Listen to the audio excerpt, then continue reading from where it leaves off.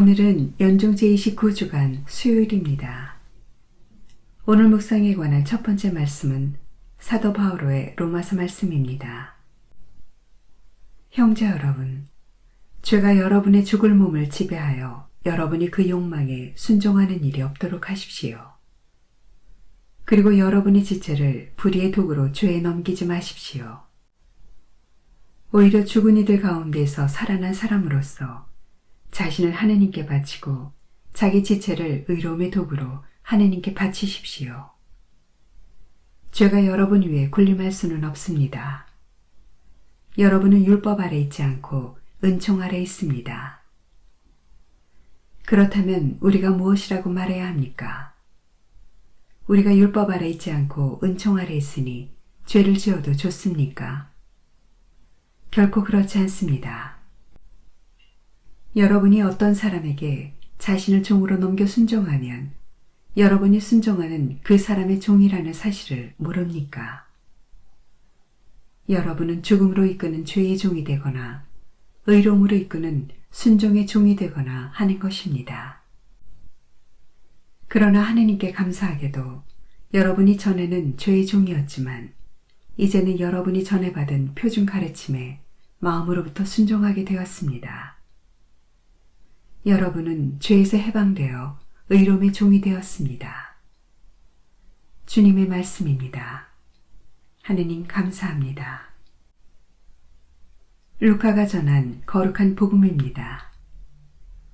그때에 예수님께서 제자들에게 말씀하셨다.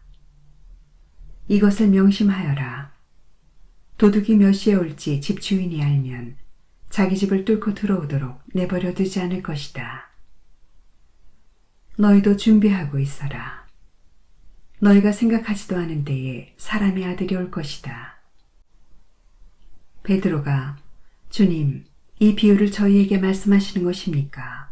아니면 다른 모든 사람에게도 말씀하시는 것입니까? 하고 물었다. 그러자 주님께서 이르셨다.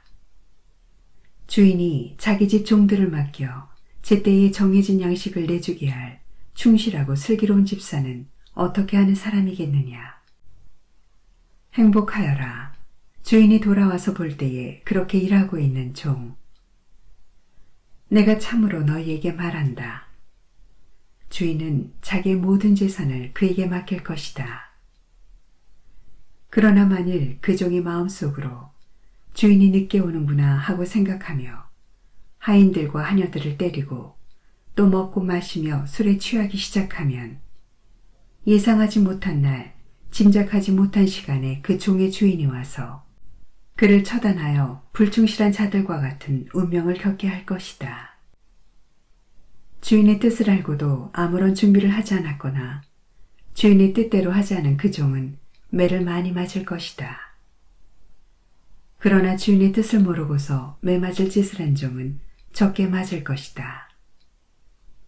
많이 주신 사람에게는 많이 요구하시고 많이 맡기신 사람에게는 그만큼 더 청구하신다. 주님의 말씀입니다. 그리스도님 찬미합니다. 오늘의 묵상입니다. 오늘 복음은 어제 복음에 이어서 준비와 깨어있음이라는 동일한 주제를 다루고 있습니다. 이 주제를 이어가려고 마테오 복음서 저자는 도둑의 비유와 함께 집사의 비유를 소개합니다. 어제 복음에서 오실 분은 주인이었지만 오늘 복음에서는 그 대상이 바뀝니다. 예수님께서는 예상하지 못한 때 도둑이 들어오듯이 사람의 아들도 이처럼 오실 것이라고 말씀하십니다. 예수님의 진술에서 미래의 사건을 예상하지 못하는 인간의 무능력함이 강조됩니다. 이는 제자들이 깨어 준비하면서 사람의 아들의 오심을 기다려야 하는 이유가 됩니다. 예수님께서는 베드로의 질문에 응답하시는 방식으로 가르침을 이어가십니다. 어제 복음에서 주인을 기다리는 종이 예시되었다면 오늘 복음에서는 충실하고 슬기로운 집사가 비유적으로 제시됩니다. 주인이 집사에게 맡긴 임무는 두 가지입니다. 하나는 주인의 가정을 돌보는 것이고 또 다른 하나는 주인의 재산을 관리하는 것입니다. 주인은 집사에게 자신이 올 때를 기다리면서 맡겨진 임무를 충실히 수행하리라 기대합니다. 그러나 만일 집사가 주인이 늦게 온다는 사실을 알고 방만한 생활을 한다면 그는 주인에게 처벌을 받게 될 것입니다. 오늘 복음의 두 번째 비유, 곧 집사의 비유에서 집사의 불충실한 모습이 상세하게 소개되고 있습니다. 예수님께서는 집사의 부정적 측면을 강조하시면서 제자들에게 경고의 메시지를 전달하십니다. 제자들을 향한 경고는 자칫 나태하고 방만한 생활에 빠져 있을 수 있는 우리를 일깨우고 있습니다. 아멘.